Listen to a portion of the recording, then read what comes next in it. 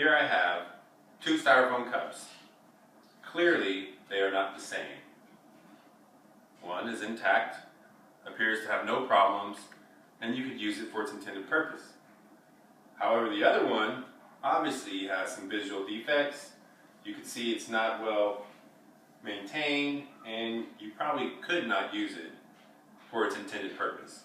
Now, while we could piece together this, with the pieces that came out, we could fill the gaps, we could make repairs, we could fill the holes, make temp repairs, and still use it for its intended purpose. Chances are it's not going to be the same as our first cup. It won't have the same integrity. While this is just a small representation of what I plan to speak about, it is still a basic representation of Oregon's Death with Dignity Act.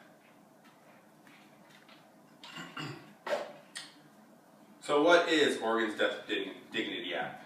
Well, I'm here to tell you a little bit about it. I'm going to share a little bit about why I believe it's beneficial, what it is, and how making those tough choices are similar to the ones that we make every day. How we can get by using this act to benefit us. So, the Oregon's Death with Dignity Act, some of the details with it. What is it? Well, if you're terminally ill, that means you have a life expectancy of 6 months or less. Your prognosis is 6 months or less. You can sign up, you can elect to get a prescription, a euthanization, to take your own life. Why would one want to do that? Well, we'll get to that. How does it work? So if you meet the requirements, you have to be 18 or older, a resident of Oregon, you must be terminally ill, you must be sick, you must have a prognosis, as I stated just a moment ago, of 6 months or less. And you must be of sound capability mentally to make this kind of decision on your own. So that's kind of what the requirements are. Once you've met those requirements,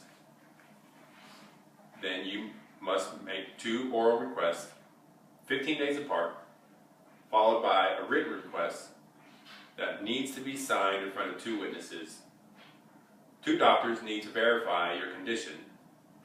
2 doctors need, because it's not just something that you go and you say, hey, I'm sick, I want to take my life, and this is why. No, the doctors have to verify that you are indeed sick. You will indeed die in a short period of time. And then it is highly recommended, but not required, for you to notify your next of kin. Like I said, highly recommended. So, why is this beneficial? Why would we do this? Why do I believe this is a good thing? Well, just like our cups. They don't always last. We get sick. People sign DNRs, do not resuscitate orders. They're in the hospital. They pass. They sign these orders saying, I don't want to be resuscitated. Why do people do that? Well, the reason people do it is because some of them feel that when they're gone, they're gone. They don't want to go back through and deal with what they already dealt with. As Nicholas Kristof from the New York Times put it, the law provides the world with a model to offer dying people a real choice how they bid farewell to the world. So instead, versus committing suicide, this is something that you can go out on your own and you can get a prescription for. And before you start to suffer, before you start to reach that low point, you can go